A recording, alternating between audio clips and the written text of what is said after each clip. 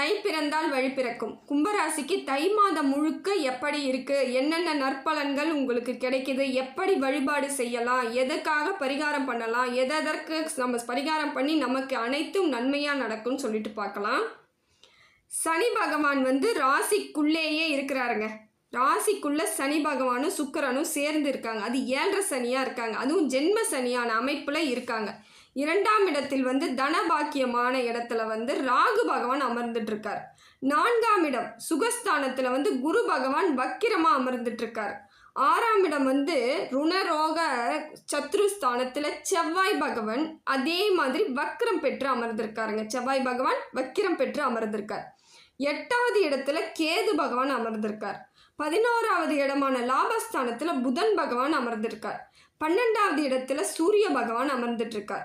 இது எல்லாமே ஓரளவுக்கு சிறப்பு பலனாக தாங்க இருக்குது, நற்பலனாகவே இருக்குது. உங்களுக்கு கவலை கொள்ள தேவையில்லை. அதாவது 2வது இடம், 4வது இடம், 9வது இடம், 11வது இடம் நன்மை செய்யக்கூடிய இடங்களாகவே உங்களுக்கு இருக்குது.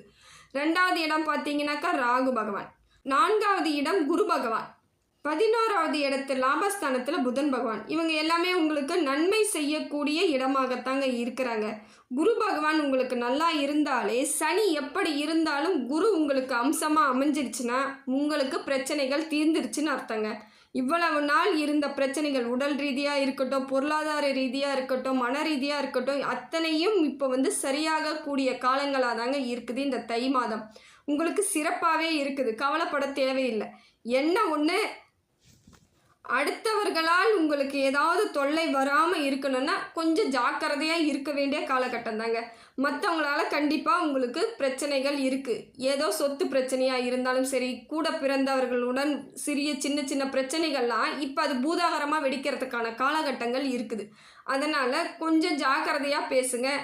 இப்போ அந்த பேச்சுவார்த்தைக்கு அவங்க வராங்கன்னா கொஞ்ச நாள் தள்ளி போடுங்க. அவங்கக்கிட்ட உடனடியாக பேசி எதுவுமே உங்களுக்கு முடிவுக்கு வரப்போகிறது கிடையாது. அதனால் என்ன பண்ணுங்கள், இவ்வளோ நாள் எப்படி இருந்தீங்களோ அதே போல் பிரச்சனைகளை எடுத்துக்கிட்டு வந்தாங்கன்னா, இந்த மாதிரி இந்த இடத்த விற்கணும், இந்த சொத்தை விற்கணும், இதுக்கு நீ கையெழுத்து போடு ஏதாவது சொல்லிக்கிட்டு வந்தாங்கன்னா கொஞ்ச நாள் நீங்கள் ஏதாவது ஒரு காரணத்தை சொல்லி, இல்லை உங்களோட துணையோட உங்கள் துணையாக இருக்கிறவங்கக்கிட்ட அவங்கக்கிட்ட சொல்லி அது காரணம் ஏதாவது சொல்லி தள்ளி போட்டிங்கன்னா சிறப்புங்க. இல்லைனா உங்களுக்கு நிச்சயமாக பிரச்சனைகள் வரும். ஏற்கனவே இருந்த பிரச்சனையோட இவங்க பெருசாக்கி விட்டுட்டு போயிடுவாங்க. இதனால் இன்னும் மன உளைச்சலுக்கு ஆளாயிடுவீங்க. கொஞ்சம் ஜாக்கிரதையாக இருங்க. சுற்றத்தாரிடம் நீங்கள் ரொம்ப ஜாக்கிரதையாக இருக்க வேண்டிய காலகட்டம். அதே போல் பிள்ளைகளால் உங்களுக்கு நன்மை ஏற்படுங்க. பிள்ளைங்க இவ்வளோ நாள் கொஞ்சம் உங்கள் பேச்சு கேட்காத மாதிரி நீங்களாக நினச்சிக்கிட்டு கூட இருந்திருக்கலாம். ஆனால் அவங்க எல்லாமே உங்களுக்கு சரியான அமைப்புகளை ஏற்படுத்தி கொடுக்கறதா இருக்குதுங்க. புத்திசாலியாகவும் இருப்பாங்க அவங்க. சூரியன் 12வது இடத்துல இருக்கிறது சிறப்பு தாங்க. ஆனால் நீங்கள் உங்களோட குலதெய்வத்தை நீங்கள் வழிபாடு செய்யுங்க. வேறு வழி கிடையாது. குலதெய்வ வழிபாடு உங்களுக்கு சிறப்பான அம்சத்தை ஏற்படுத்தி கொடுக்கும். நீங்கள் பாட்டுன்ட்டு அமைதியாக குலதெய்வத்தை அடுத்த வருஷம் கும்பிட்டுக்கலாம், என்ன கும்பிட்டு நமக்கு ஒரே தலைவலியாக இருக்குது அப்படின்னு நினைக்காதீங்க. உங்கள் பிரச்சனைகளை கொஞ்சம் கொஞ்சமாக சரி பண்ணுறவங்க யாருன்னு பார்த்தீங்கன்னா உங்கள் மூதாதையர்கள் வழிபட்டு கொண்டே வந்த குலதெய்வ வழிபாடு தாங்க சிறப்பு. அவங்க நின்ன வரிசையில் நாம் நிற்கிறோம். அதுவே நமக்கு பெரிய பெருமை இல்லையா? அன்னைக்கு அவங்களாம் நல்ல வாழ்க்கை வாழ்ந்துட்டு தானே போயிருப்பாங்க. அவங்களோட ஆசீர்வாதம் நமக்கு நிச்சயமாக கிடைக்கும் இல்லையா?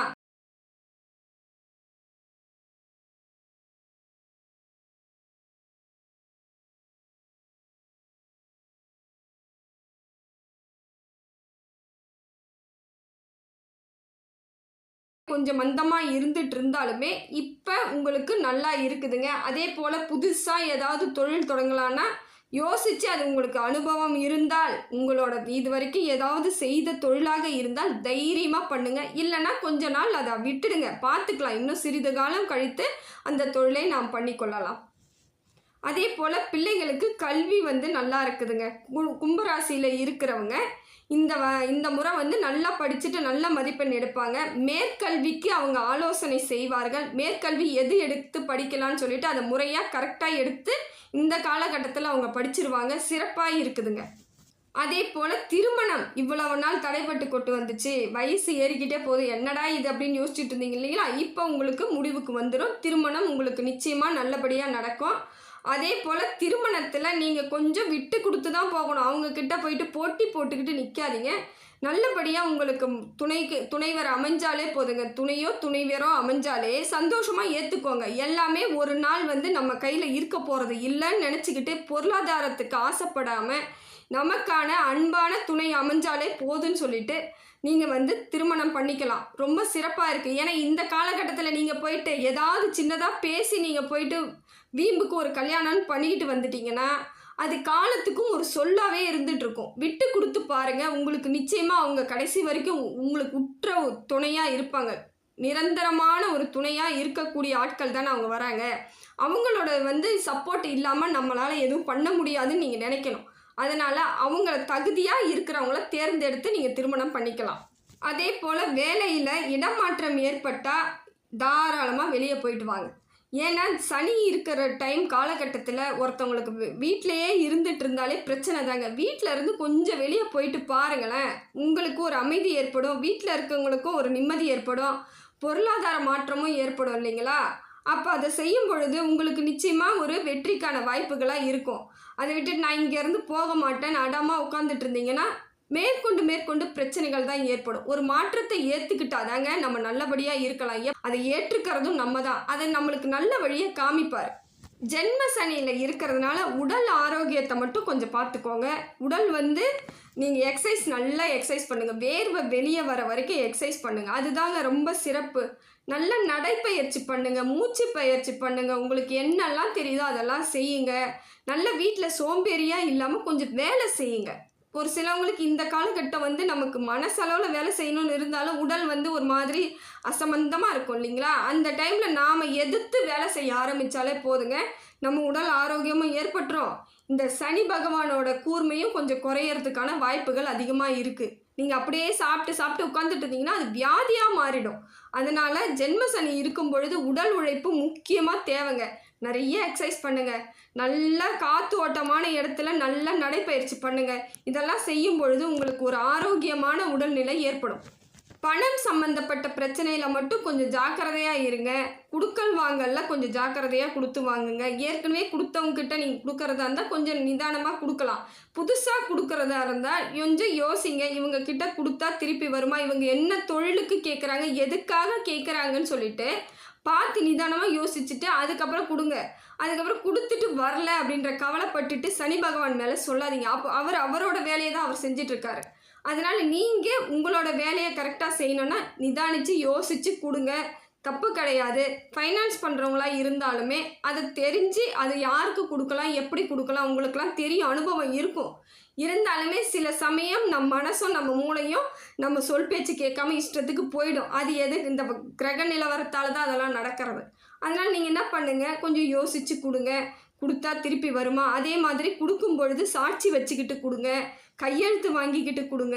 இதை மாதிரி செய்தால் தப்பிச்சுக்கலாம். இல்லைனா அவங்க வாங்கிக்கிட்டு உங்கள் மேலேயே திருப்பி விட்டு பழிய போட்டு விட்டுருவாங்க. அது உங்களுக்கு கொஞ்சம் அவமானத்தை ஏற்படுத்தி கொடுக்கக்கூடிய காலமாக இருக்கிறதுனால அதை செஞ்சு விட்டுருவாங்க. கொஞ்சம் யோசிச்சுக்கோங்க. உணவு கட்டுப்பாடு கொஞ்சம் எடுத்துக்கிறது நல்லதுங்க. உடல் நிலையில் வந்து ஜென்மசனியில் இருக்கிறதுனால உணவு முறைகளை முறையாக சாப்பிடுங்க. வீட்டில் இருக்கக்கூடிய உணவுகளை எடுத்துக்கோங்க. வெளி உணவு தான் வேறு வழி இல்லை, நான் சாப்பிட்டு தான் ஆகணுன்னா எளிதில் செரிக்கக்கூடிய உணவுகளாக எடுத்து சாப்பிடுங்க. அதிக மசாலா ஐட்டம், அதிக அசைவ உணவை நீங்கள் வந்து தவிர்க்கிறது ரொம்ப சிறப்புங்க. முடிஞ்ச வரைக்கும் எளிமையான உணவுகளை சாப்பிட்டுக்கோங்க.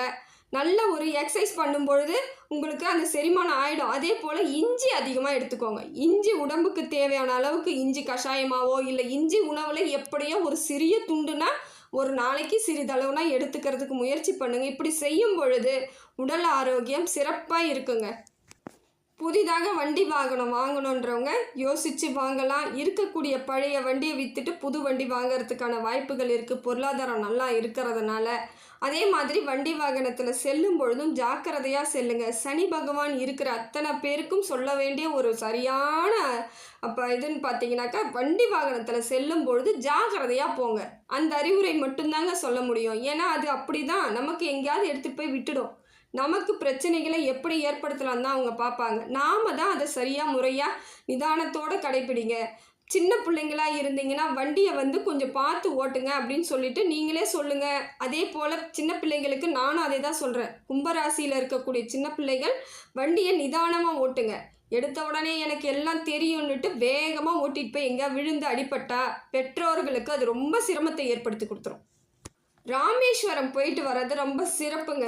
ஏன்னா இதை மாதிரி ஜென்ம சனி இருக்கும் பொழுது பித்ரு தோஷம் நம்மளை வந்து தாக்கிறதுக்கான வாய்ப்பு இருக்குது. அதனால் என்ன பண்ணுங்க, ராமேஸ்வரம் போயிட்டு அந்த கடலில் புனித கடலில் நீராடிட்டு ராமநாத சுவாமியை வழிபாடு பண்ணிவிட்டு ஒரு அர்ச்சனை பண்ணிட்டாலோ இல்லை சாதாரணமாக ஒரு வழிபாடு பண்ணிட்டு வந்தாலோ சிறப்பு தாங்க. ரொம்ப முக்கியம் வந்து அந்த கடலில் வந்து தீர்த்தத்தில் நீங்கள் குளிச்சுட்டு வர்றது ரொம்ப சிறப்புங்க. அதை குளிச்சுட்டு வந்தாலே பித்ரு தோஷம் நீங்கிடும். அப்படி அங்கே ஒரு ஐயர் இருக்கிறாங்கன்னா ஒரு பரிகாரமாக அதை செஞ்சுட்டு வந்துடுங்க, ரொம்ப சிறப்புங்க. இதை மாதிரி செய்யும் பொழுது பித்ரு தோஷம் நீங்கிட்டாலே உங்களுக்கு குலதெய்வமும் உங்களுக்கு சப்போர்ட் பண்ணும், கூட இருக்கிறவங்களும் உங்களுக்கு சப்போர்ட் பண்ணுவாங்க, பெற்றோர்களும் உங்களுக்கு சப்போர்ட் பண்ணுவாங்க. இதை மாதிரி சப்போர்ட் கிடைச்சாலே எவ்வளோ பிரச்சனை வந்தாலும் அதை தூக்கி எறிஞ்சிட்டு போயிட்டே இருக்கலாம்.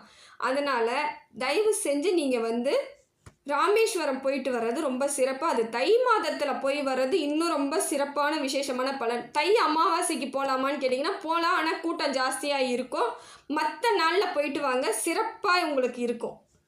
சுவாமியை எளிதில் போய் பார்த்துடலாம். அதனால் மற்ற நாளில் போய் பார்த்துட்டு வர்றது விசேஷந்தாங்க. எல்லா நாளுமே நமக்காக ஆண்டவன் இருக்கிறான்னும் பொழுது எந்த நாள் போனால் என்னங்க, அமாவாசைக்கே தான் போவோன்னு சொல்லிட்டு ஊறப்பட்ட கூட்டம் அங்கே போயிட்டு விழுறாங்க. அது நல்லா இல்லைங்க. நமக்கு எப்போ டைம் கிடைக்குதோ நீங்கள் போங்க, சிறப்பாக இருக்குதுங்க, ஒன்றும் தப்பு கிடையாது. எல்லாம் வல்ல இறைவன் எல்லா அருளையும் எல்லா செல்வங்களையும் எல்லா நேர்மறை ஆற்றல்களையும் எல்லாருக்கும் கொடுக்கணும்னு சொல்லிட்டு இறைவனிடம் பிரார்த்திக்கிறேன். ஆத்ம ஆன்மீக சேனலுக்கு சப்ஸ்கிரைப் பண்ணாதவங்க சப்ஸ்கிரைப் பண்ணிக்கோங்க. நன்றி, வணக்கம்.